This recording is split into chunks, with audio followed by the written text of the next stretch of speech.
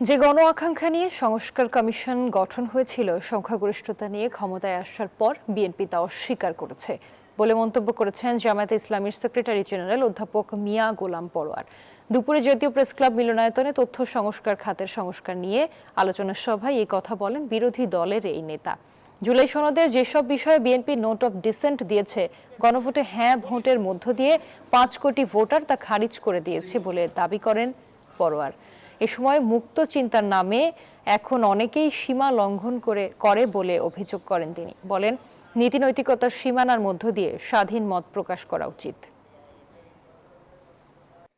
আমরা বলেছি, জাতি বলছে 70% ভোটার হাতে ভোট দিয়ে হায় জয়যুক্ত করে প্রায় 5 কোটি মানুষ 84 সংস্কার প্রস্তাবকে মেনে নিয়েছে। গণভোটের 4টি প্রশ্নের উত্তরে হা বলেছে।